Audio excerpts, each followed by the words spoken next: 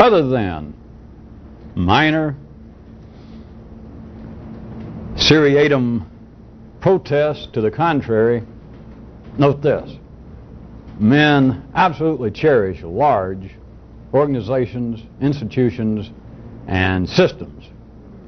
And why, might you ask? Rather than being sarcastic in response to that, I'll say, all right, here's the answer. Here is an answer. They cherish large organizations, institutions, and systems. In the same way, you might say that everyone loves a battleship because they're so hard to turn about. They love the large institutions, the organizations, and the systems on this basis. When they get large enough, they are less likely to ever change, and they're less responsive to any apparent stimuli. They are just simply less responsive and less likely to change. I did give you that kind of three-dimensional caveat, which of course everything deserves a three-dimensional caveat if it deserves anything. And that is minor protestations to the contrary, because I am quite aware, as everyone else is, and you may have had pieces in your own nervous system at one time when you were not getting satisfaction from Sears and Roebuck or General Motors, that you made some comment like, boy, next time I'm going to buy a car, I'm going to go down to Fred Jones's motor company, see if he's making one.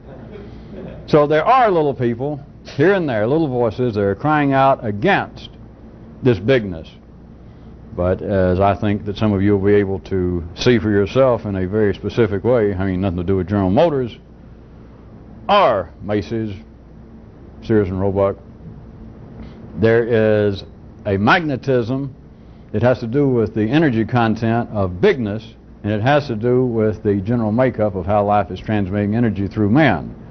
But specifically, I want you to try and see that there is a great love affair. There is a great energetic attraction of humanity, the nervous system that is you, the electrical chemical system that is you, loves, is attracted to, and indeed cherishes large institutions, organizations, and systems. And this is true internally and externally. But let me try your attention first externally. Part of, let me give the warning one more time so that you can keep your place. Minor, transitory protest to the contrary. That is, taking into account that you indeed at times in your own nervous system has railed out, and you have seen other people do so in print or in person, against largeness. The love of the largeness, though, as it manifests itself over a wide range, has to do individually with this, that to be a part of, to be entangled with a large organization, institution, or system is a kind of insulation to the individual of being thrown up against the possibility of a future, which of course is change, which of course is an alternate possibility of some kind. And the more that you are entangled with, or the more that you are even a part of a large institution, organization, or a system, the less chance there is that you are going to be buffeted, that you're going to be pushed right up against the possibility of things changing. Now note, back to my thrice given warning, and note that protests and observations to the contrary, people, very common, people will be forced to voice the observation in a negative way, if you don't want to call it an absolute protest, but they will voice the fact that the institution is too large, and that's the problem. That's why it won't change. We should do something about it, and it would be more agreeable to necessary change. Now, life arranges things in its own behalf, of course, that the only time it has someone making such an observation is that that particular person at that particular time has just had their pecker stepped on by this large organization. It's like the battleship came by and ran over your toe, and you hollered, "Watch it, I'll sue," and the battleship just goes. In other words, the battleship doesn't notice. You writing General Motors a nasty postcard, unsigned.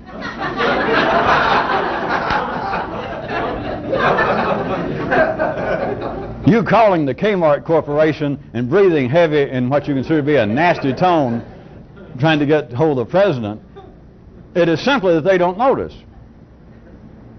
They are less likely to change. And yet, again, notice that there's within you, I'm sure it's happened to everyone sometime in your life, and you're aware that it happens, that something in your nervous system or something in someone else's nervous system, the way it is wired up with life, at some particular, under certain particular circumstances, will say, I do not like these large organizations. Forget cherish and love. I do not like them for this very reason, as exemplified by my present experience, that I had a legit complaint, and it is so large, I'm just like a faceless little statistic in their bottom line for the quarter.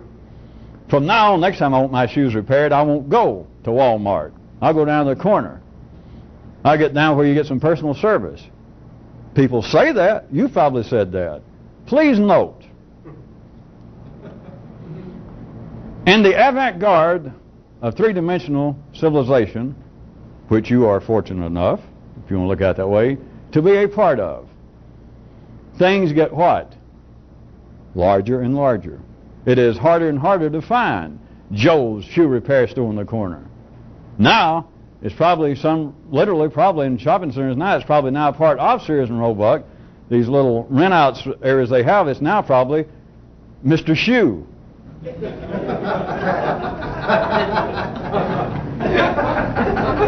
The way life is running on this planet, you should simply be able to see. Forget, back at the ordinary level, any kind of imagined aggression that you have for whatever reason against largeness because of some time of you being mistreated or ignored by this large battleship of corporate America. But please just note, the mom and pop operations on all levels, from the farm on to what used to be individual service endeavors like shoe repair, optometrist, I guess where I got the joke of Mr. Shoe, is now you see things in shopping centers or parts of these large companies like Sears called Dr. Looking at You, or Mr. Dentist. The one-man operations that used to be mom and pop cigar stores on the corner to move on up to where it was one-man operations in the professionals of the one office general practitioner in medicine or in law. You simply know this. The day of small farmers is almost over. They become more and more collective. They're bought up more and more by the large corporations. So forget that every now and then when you feel upset that you holler, boy, I'm going to quit trading with these big chain outfits. I'm going to go back to the corner and start buying all my food down at the local deli. You just hadn't noticed the local deli's gone. It's now a parking lot to serve these larger companies. So for you to say, well, I don't approve of it, I don't like it, you got to see that that is life, again, playing the puppet game. It has some people every now and then saying that, but you do like it. If it was taken away, if it was reversed right now with you or anyone else under our times and conditions that do make periodic meaningless protest, if the situation were reversed and you were thrown back to the way things were in the early 1940s or worse, you wouldn't like it at all. Nobody would like it. It's not going to happen, but you would not like it. You wouldn't like it at all. It would not be convenient. You would not have the same kind of services. You would not have the same kind of goods. So when I say that man cherishes largeness, it is not on the basis of any individual sitting around deciding, I like it better when the company's bigger. The company is getting bigger. The organizations, the systems, the institutions getting bigger is the same kind of energy that makes you like it. One doesn't cause the other. One doesn't affect the other. It's just different manifestations of the same kind of energy. But you do need to see, for you people on tape out there at other times and other places, you don't need to see this. When I say things like you should or you need to, just strike that. It's just figurative palaver. Metaphors. The largeness, though, serves a purpose that if we were going to put it into some kind of temporary psychological garb, verbally, I would point out to you, as I just did, that it acts as a kind of insulation. People even rail against the government, not only here, but everywhere. They will cry out that they're trying to get their check, they're trying to get their due, some kind of government largesse is going out, and they will raise mortal hell now and then because it took X amount of months to do something that they think should have taken an hour or so. Right? Probably some of you have been through that. You're all aware of it. Of somebody saying they simply got one letter wrong in my name, one number wrong in my Social Security number. Here I am, I'm sick, I paid in my own money, I should be getting some kind of Social Security benefits. They admit it, and they admit that the only thing is they got one number wrong, my Social Security number, and they keep saying, well, it's the goddamn computer out in Omaha. Why don't they just change it? The government's so large now, it can't even look after us. Same thing. Life has people say that, and they say, boy, I wish the government was smaller, we should dismantle it. No. The same people saying that wouldn't like it, because if it was smaller, you wouldn't even be due these benefits, even though you may not getting them as soon as you want them, but you wouldn't even be due them. You can't do that. You cannot back up. The subtle part is, it serves as a kind of insulation that people do not recognize. Now, I could be real crude to get you started, all right, and say that this is tied into, now this is very temporary, I'm going to jerk this away in just a minute or so, but I could say it's tied into people having as one of the probably the most popular secondary hobby in life is bitching, which of course is simply a verbal manifestation, more or less, of suffering. Or, for those of you that may be in pre-med, it's known as, well, the Latin, the translation is the red ass, is what it's known as.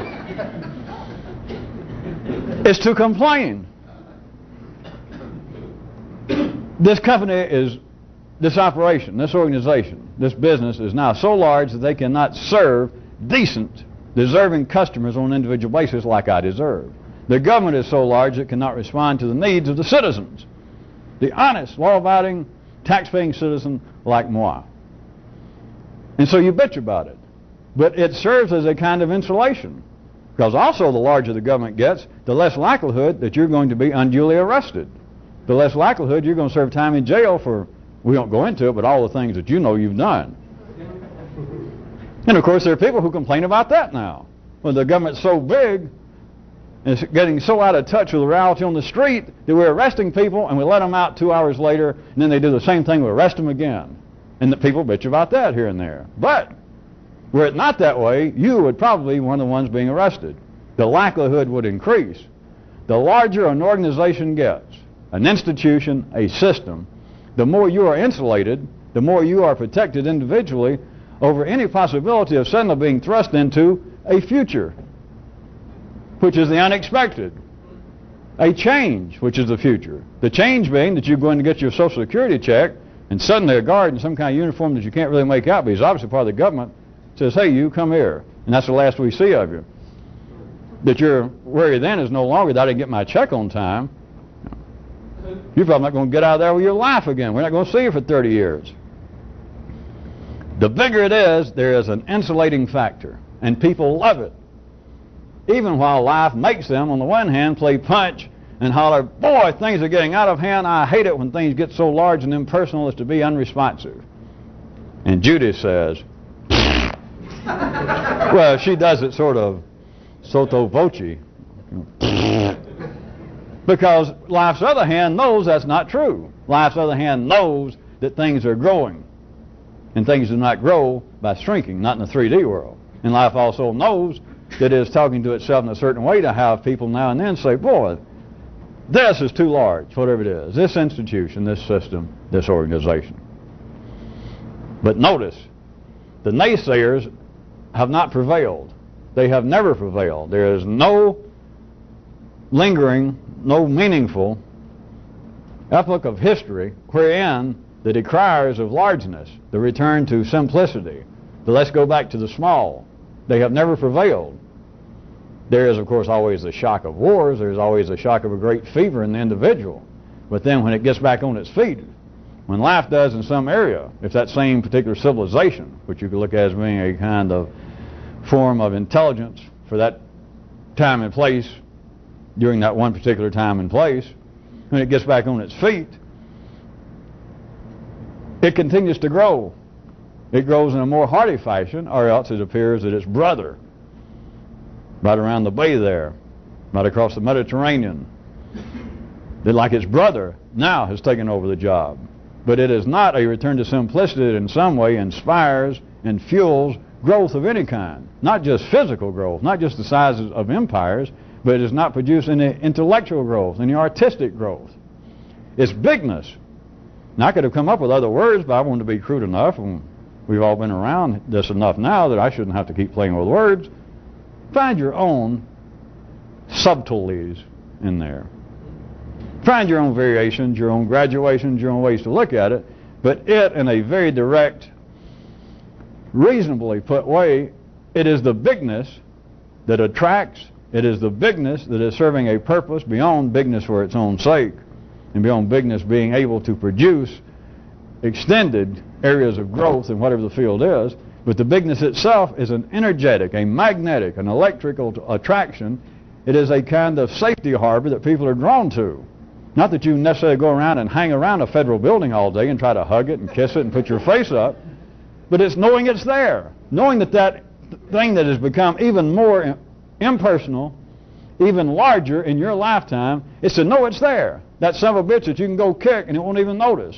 And you can beat on the side of the federal building and holler how I've been mistreated. And you'd be lucky to get a yawn. It won't notice. The company won't notice. Kmart's not going to send you an apology when you go in and you point out, I bought this thing in good faith. I paid good money for this. I've been trading with you people for 20 years. And this thing broke. All you got to do is take it back and they give you the money back. But then to walk out muttering to yourself that, I can't believe this. 20 years ago, Kmart, somebody, the buyers, the individual stores, but somebody had some sense of community service, of function, of form. They did not sell schlock like this. You got your damn money back, but you expect that they're going to send you, that they're going to take down your name or make you file a little thing. Maybe when you were younger you thought, well, that's just they want to make you go through all this kind of crap. But now maybe you think, well, it all goes to Mr. K or his partner Mark. And that he's going to look at this and think, my God, and look at the sales receipt and realize that you bought that thing on the 17th and brought it back on the 18th. And whoever the refund person was made a little note that Mr. Jones was super hot. You expect Mr. K is going to send you a note of apology. Now you might bitch about it, but again let me point out, there is an attraction to knowing that Mr. K is not. That organization, that battleship, is not going to notice. You got out of it with your life, you got your money back, you were put in almost the same position, other than wanting to bitch about the thing broke. First time I used it, not only broke, went back. Those people that work behind those refund counters, they must be getting half a minimum wage. They don't care, they just looked at it and threw it over there on the floor, gave my money back and looked at them hard. Next, 17. Who's...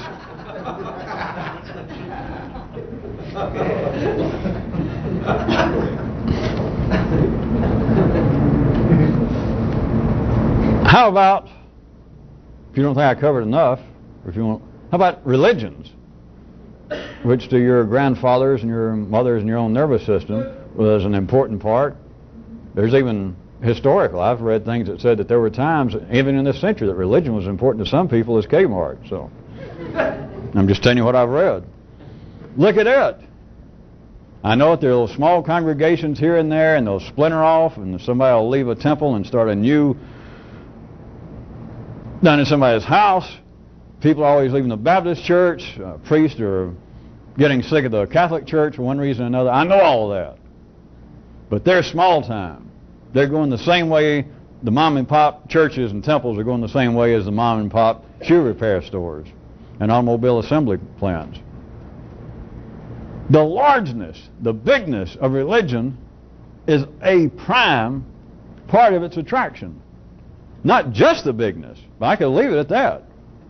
But humans are also wired up chemically, electrically. I know I can make it sound psychologically, and some of you may have to start there, but that is very simplistic. Everybody wants to be where the action is, except those who don't. And those who don't like to get together so they can create their own action and be the kind of people that we're against all fads. That's how we're hip, is we're unhip. So it's the unhip faddish club of the week. But people are drawn to the bigness. But a little more subtle again, for those of you that still can hear noises in your own nervous system that think the ordinary religion is in some way important or some significance other than the business world or the artistic world. Part of the attraction of being in a big religion, an organized religion, or a recognized religion, along with other people, they're certainly not of like mind, because that's got nothing to do with religion, but they'll go through the same rituals. They'll put up with the same kind of pressures. They'll seem to meet the same week-to-week obligations of showing up and contributing money or whatever it is, wearing funny clothes and hats and shoes and making signs. And you know, it's for people that can't pay the dues into the Elks Club, is what it is. And that's how religion started, but that's another story some night. You know, if those people are out there and taking all this stuff, I didn't mean to get off on this, but by God, certain parts of life need to be straightened out, and who's going to do it for you if I don't? Oh, all right, me.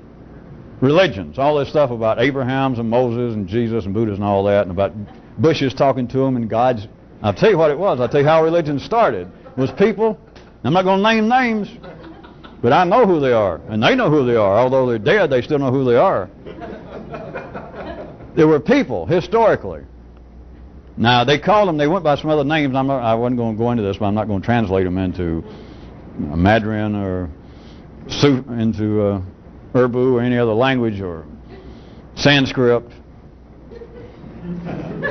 But it's been people over the last 5,000 years. I'm not going to name them, but I'm just going to tell you right quick. And how the religion got started is not the stories you've heard. It was people that could not get in the Shriners. The Masons wouldn't let them join. Guys who were trying to get in the VFW. You know, and they spent the war up in Canada and all that shit. They didn't have anywhere to join, and they start religions. So be forewarned. But back to the non-serious or the less serious stuff. The religions is not just the attraction of the bigness, which is part of it, but I want you to see more. There is also a built-in insulation. The bigger the church is, the less likelihood, assuming there was any to start with, but the less likelihood there is that in some way you're going to be jammed up against the gods. That is, if there are some kind of supernatural forces or possibilities behind the religion, the bigger it is, the less likelihood that you're going to come suddenly face to face, that you're going to show up at a temple or a church and turn around the corner and suddenly there's God. People just know. Or Abraham or Jesus or Buddha or Muhammad, if you want to look at on a more humane level. The bigger it is, you just assume. You don't even have to think about it. God's not going to show up in St. Peter's Square. You just know it. The bigger the thing is, the more you are insulated from even the possibility of being confronted with a future. Because the bigger it is, the less time, which translates into interest in the 3D world, the less time the organization has to devote to any idea of the future. Forget any activity of trying to do something about the future, but they can't even think about it. The bigger it is, the bigger any organization, not just religion, but the bigger the organization, the institution, the system is, the less time, read interest, but time helps to start with, the less time it has to even think about a future. And humans, that is, the energy that's running the human nervous system, knows this. Which, of course, is to say life knows what it's doing. Now consider internally.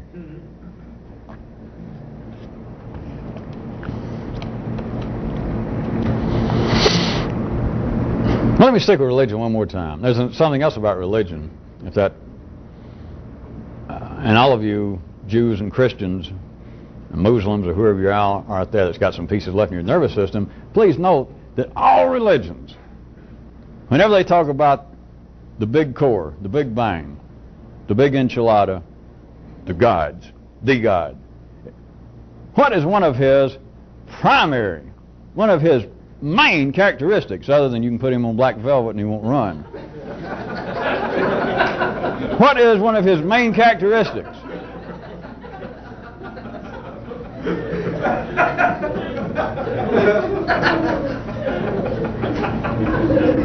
One of the main characteristics of all gods, all religions across the board, there are a few others, but one they all got in common is what?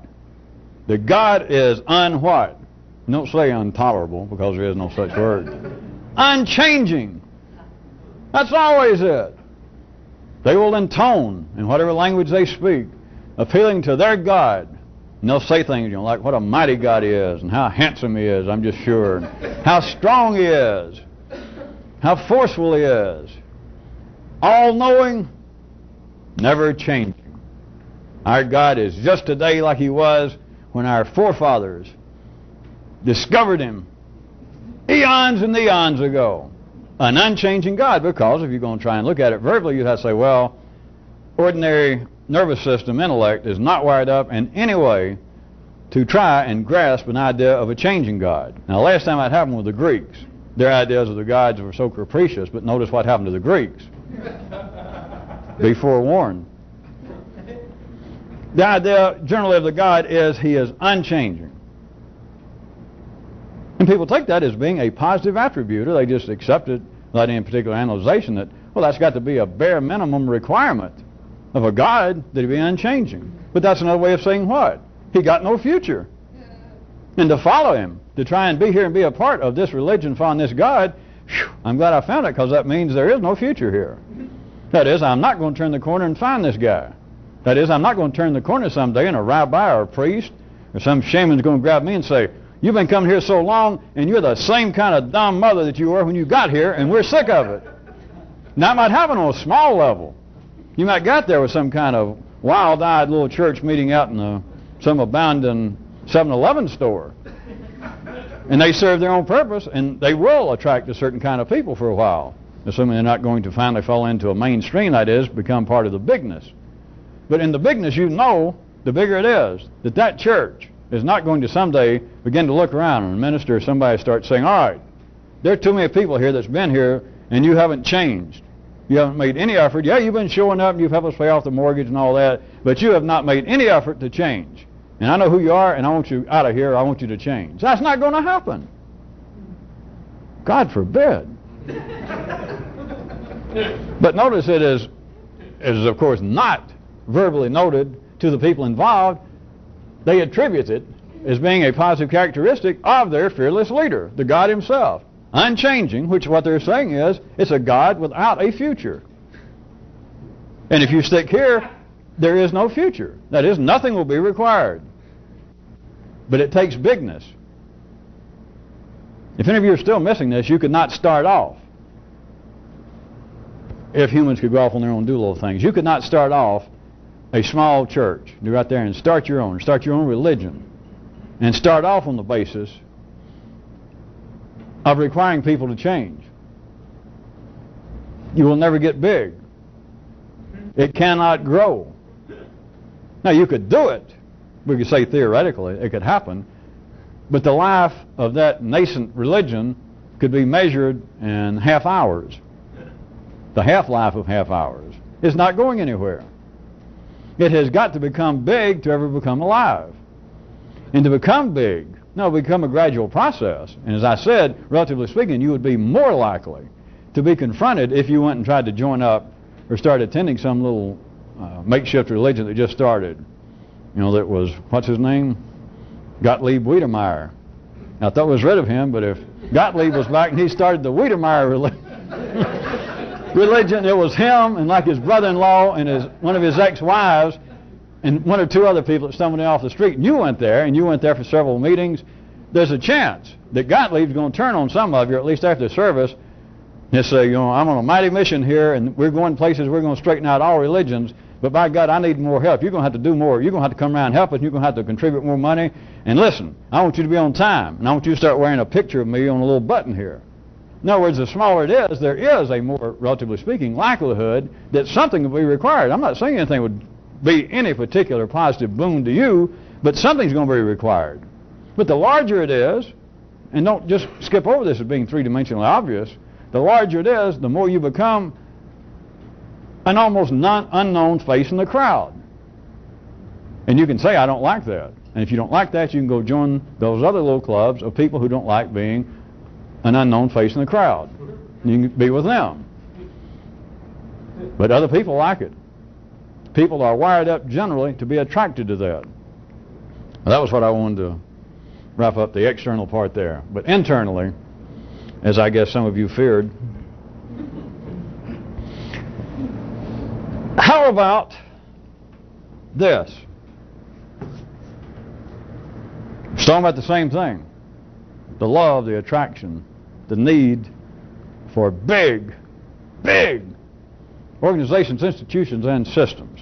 But now from the apparent out there to the apparent in here.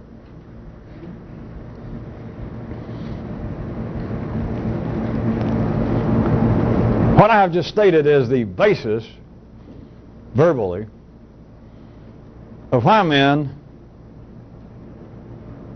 have so steadfastly held to the notion of their own internal bigness. That is, complexity. That is, we, humans, are far too big and complex for us to ever understand ourselves. Oh, I try. I read books and I've tried to meditate, and I know other people seem to spend their whole life trying it, but even they admit it is just nearly an impossible task. And assuming that it's not, again, some minor, transient protest somewhere of somebody saying, well, it's God's, the gods don't want us to. Other than those little minor ones, what is the reason that we cannot, as ordinary men and women, really come to some kind of place to where we can understand what's going on internally? Why is it? You don't have to be religious at all. You don't have to be anti-religious. You can just be up to date in an intellectually routine sense, and you would agree to this. You're all wired up to agree that, well, human nature is just too big. Just individually, forget looking at it from a sociological external view. Me personally, I've been living with me all my life, and I'm rather introspective, and I'm not an idiot, I don't think. And I've tried to read books, and I can still remember some of my philosophy back from undergraduate days, of that you should know yourself, and the unexamined life is not worth blah blah. But the truth is, man, and if you want to talk about the human nervous system and the brain, boy, you're really making it specific now, because all of that is just too big. Now you talk about unproven assertions. That's not sarcasm. It's accepted. No intellectual person in the 3D race out there on this planet, I suggest you would disagree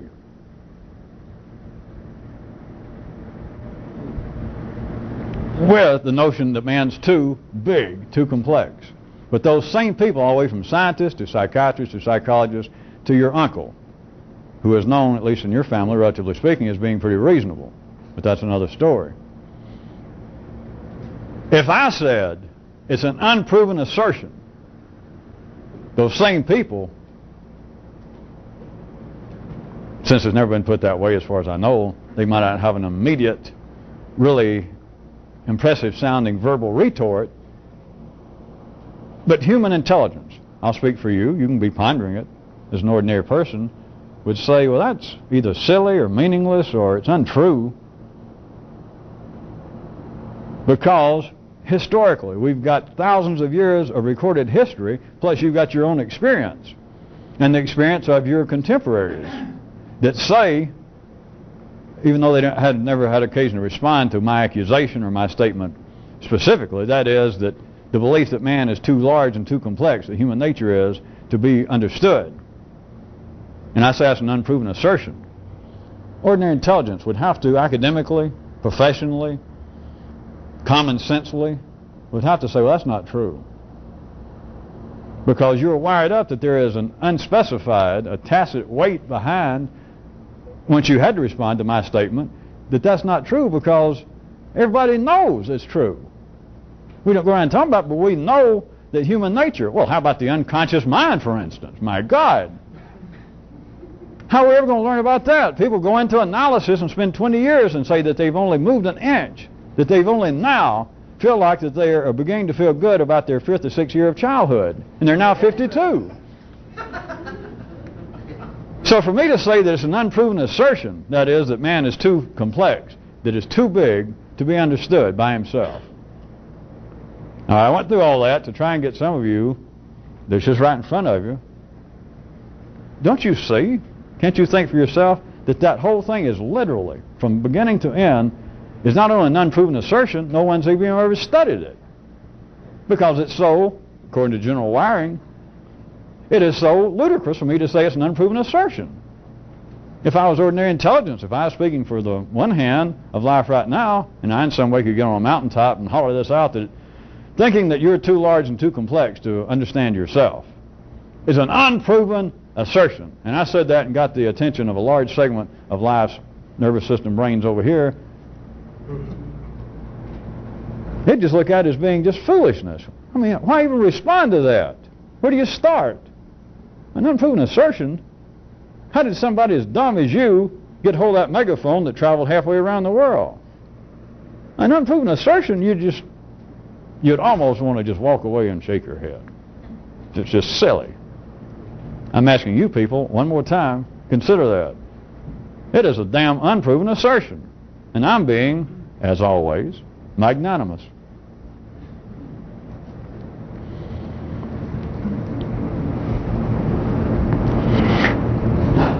The belief is already wired into man that it is just nearly impossible to ever comprehend the data, the info, the system that is man himself.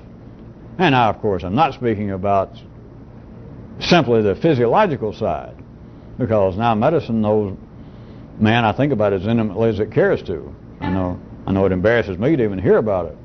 But it's no great questions anymore about what's going on physiologically, and there seems to be less and less questions in the 3D world. They keep, as they call it, expanding their ignorance, their knowledge, even into the areas of the human brain. Consciousness, as they like to call it in their cute way. But still, the belief that there is some sort of information that you could just see, that you could be exposed to, and it would be the basis of what man, the system, is. Not just physiologically, not just how the cells replicate themselves, not simply how the brain deals with memory, not simply how the brain deals with speech or injuries to the speech functions in areas of the brain. No. The general database that would reveal man for what he is. No. That is just us as professionals, us as academics and intellectuals are going to have to say, we do not even foresee that as a possibility. It's just... And they would feel as though if it's somebody speaking for psychiatry or medicine, if they went, hey, they would assume that most of humanity in response would go, yeah. I repeat, it's an unproven, yeah. There's no proof whatsoever other than what? Ordinary human experience. Which really, I got to tell you, that counts for as much as you think it counts for. That is the proof of the assertion. There is no other proof. It's never been studied. But if you ask ordinary intelligence, such as you asking yourself, well, is it nearly impossible? Is it really a big a deal to know what man is? He's so complex? Am I so complex that it's just nearly impossible?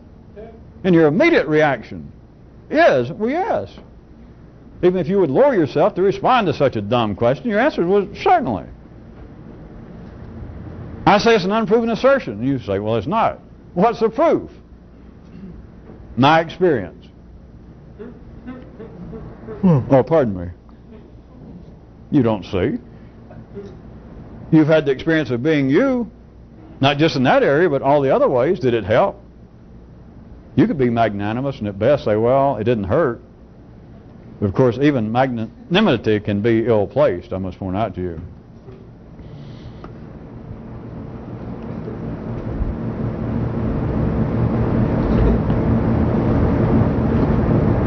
There is a kind of sidebar I could make to this.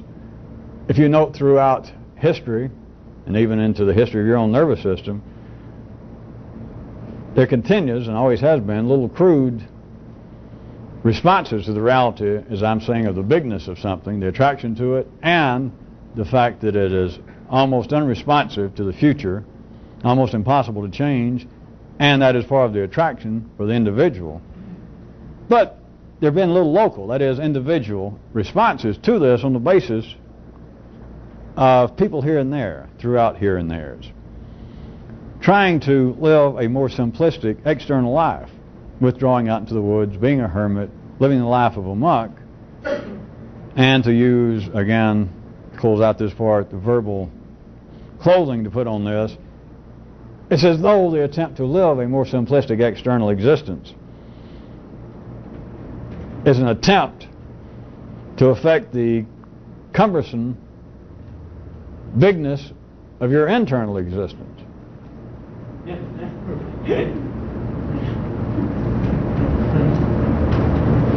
In various crude fashions, there are schools of thought in the ordinary world that even have tried to take some note of this. But it's the basis of stripping yourself of the external bigness, leaving everything, taking everything you got, give it away, just keep a little pocket knife and your London fog coat and a pair of hiking boots and go out and live in the woods. Or, of course, the other way is to find some group that's already got this place to where you can show up and they got little cabins for rent or tents for rent, and you can just show up with your pocket knife and your coat and your boots and anything else that you really, really need. They got a little company store right over that canole. But it's to go there and the feeling I'm just going to sit here, I won't have a radio, no television, and I will strip myself of some of the battleships of life, some of the bigness of the systems that have been even me. But it's like the attempt of trying to strip yourself into a more simplistic external physical life. Well, in some way, maybe it'll encourage me to abandon those more complex, those perhaps unprofitably large, crude, clumsy systems within me. I would dare say, without it being any attack, that many, many of you have dreamed of that. And many of you probably still have dreams pop up that probably be a good idea if I just junked most of my life and just most of my ordinary life and go out and live under a tree. You know? It was good enough for Buddha. Now look what happened to him. He got famous after he died.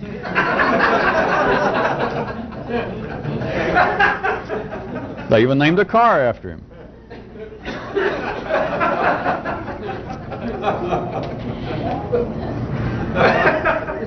There are other manifestations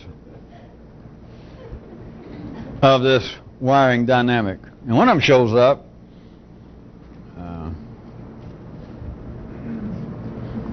in ways that would normally be referred to as being more, I guess, metaphysical, spiritual, spooky, avant-garde religious, nowadays called New Age, I guess, but ideas like dream interpretation. And the general verbal response, defense of that, all the way from Abraham's time right up until whoever soothsayer our present president's wife is consulting with. I don't know who the newest one is, whether it's what's her name, Ruth Montgomery or George Will, one of those astrologers. The idea of dream interpretation, they normally fall back on saying, well, dreams have got to be not just dreams. Of course, I said metaphysical. Notice Freud fell for this too. They're not just dreams. They're not just meaningless mishmash. They're actually, I'm just sure they're messages from a deeper self. A deeper self. Now, there are variations of this thrown all through would-be metaphysical, spiritual, self-help systems and the religions themselves, going under various names, but a deeper self. To what ends might life be pursuing to have people think this, for people to say this, that there are messages coming from somewhere? Or there are possible messages that we should not ignore, that we should pursue, such as interpreting our dreams, or trying to play with Ouija boards, or Ouija broads for that matter. Try and talk to the dead. Try and get out and see where the stars are, because it's not simply the configuration of the planets. All of this is simply representing messages that may be there, that I'm just sure are there, that are coming from the deeper self.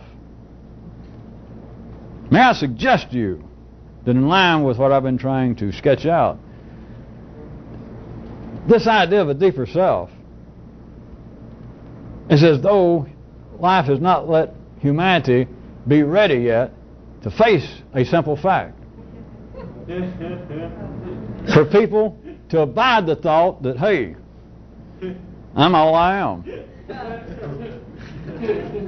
Oh, no, no, no, no. No, speak for yourself. But I'm not all I am. You don't know how complex I am. Not necessarily that all of it's all that much to my benefit. But nay, I must disagree to say, no, I'm very complex.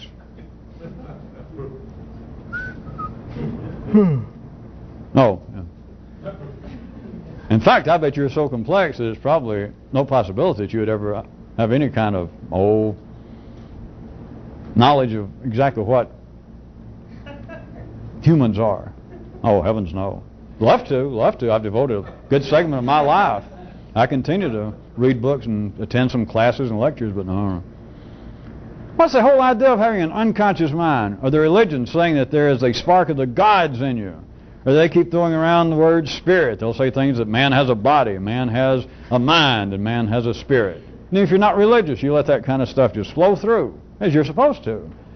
They're all variations of saying that there is a deeper self. But can you see that that is simply a way to deny not being able to abide the possibility? I said the thought, the fact. But even the possibility that, wait a minute, we're all that we are. I'm all I am. No. Of course, to say that to ordinary intelligence is not going to present any danger. They're not going to suddenly get very defensive. They just take it as being nutso talk. To tell people, you're all you are. And if you had them engaged in apparent serious conversation for a second, they'd think, well, what is this, a joke? I mean, this is a trick question, right? Do you believe that what you think you are is all you are? Of course, including the part that says that it can't know what you are, that's the extent of it. In other words, everything that you've thought about yourself, including your thinking that you can't know yourself, if we put all that in a little package, and I said, that's you. Oh, so you're speaking, what do you call them? Metaphors. Or it's a trick. What are you actually trying to say? They wouldn't even bother to defend it or to attack it. No, we're not all. I'm not just what I am. No. Now I may not be in touch enough with my deeper self, but it's there. I submit again, absolutely unproven assertion. But now, physiology, medicine, pathology has cut human beings north to south and most of the way from Kansas City into Arkansas. And no one has ever found the spirit. Having found a trace of it, it has left no residual effects. They have found no deeper self. They hadn't found any traces. They hadn't found any deeper self droppings inside of a human.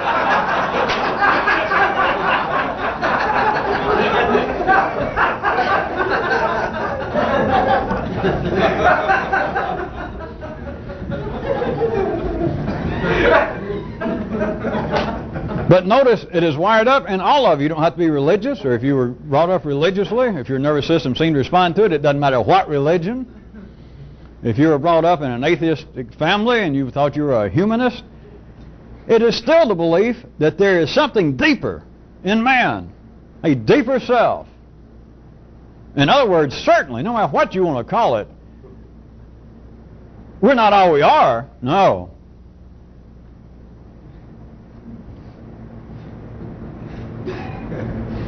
Isn't that cute?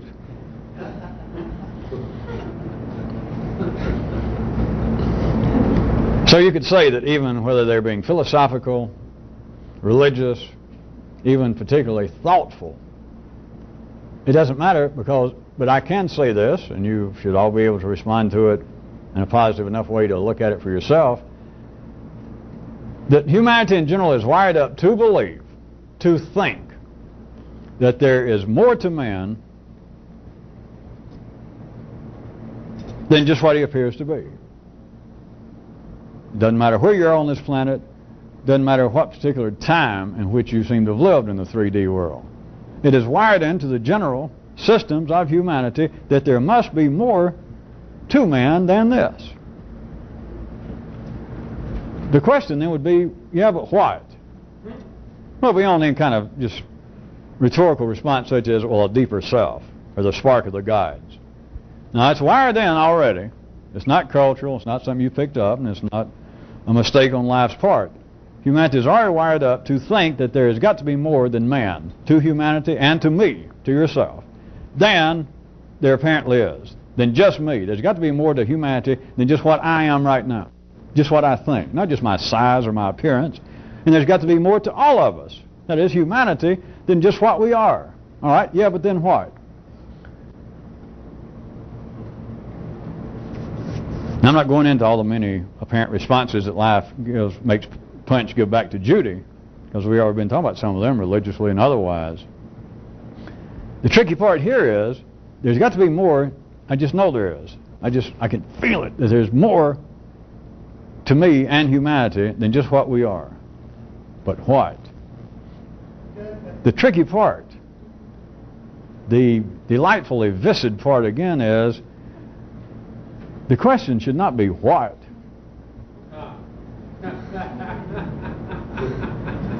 But when?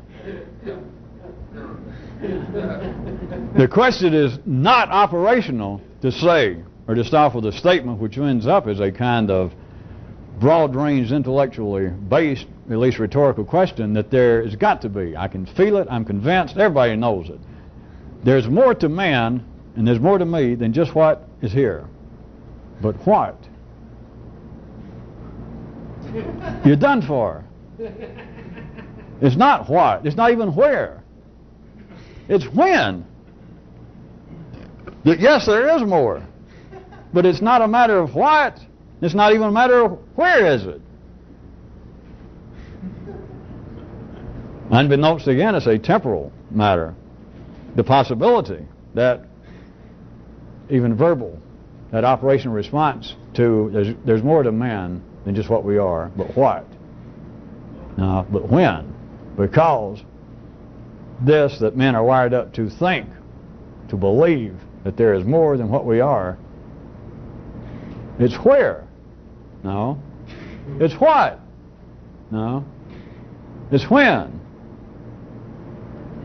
No.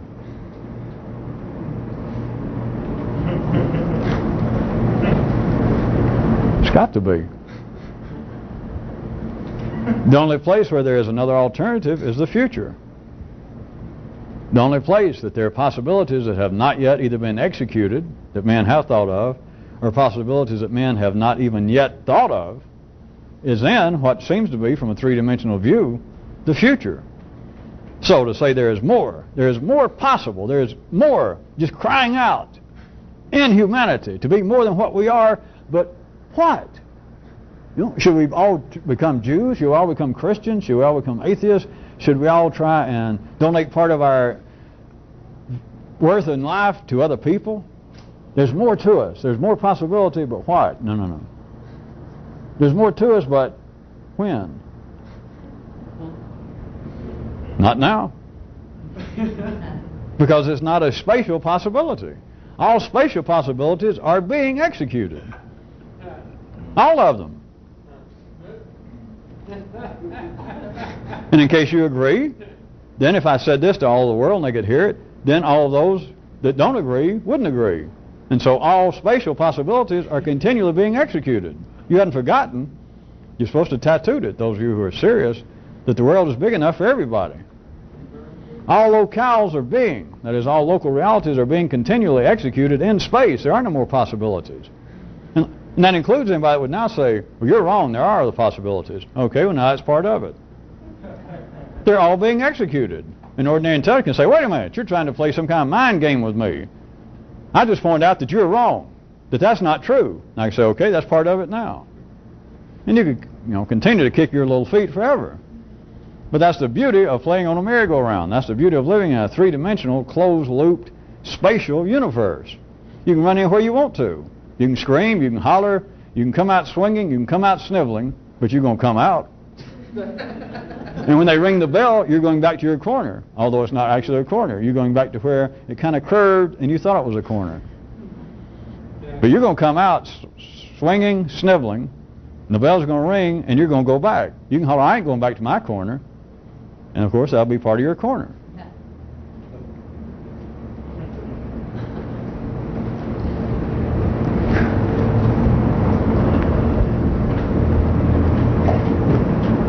The attraction of the bigness, the need, the love of bigness by the individual to be insulated from any possibility of the future is tied directly to the things I have tried to sketch out and draw your attention to, the ordinary things for the last part of this taping, that humans say that they're too complex, that is, they're too big to ever understand themselves or the nature of human life.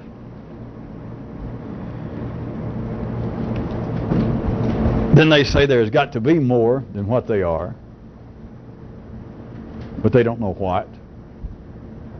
They keep trying to put names on it, and life keeps making them run off here and there, pursue a religion, start a religion, abandon a religion, reconvert, drop all religion, develop some philosophy, read a new book, throw that book away. Nothing wrong with the books, nothing wrong with the religions, but the idea that there's got to be more to me, but what, keeps you in the three-dimensional circular universe, because there's got to be more to me than when. Yes. Because the possibilities are never spatial. But everybody has to think they are, because if your brain is back where it was, where it started, it is operating spatially, and all possibilities seem spatial.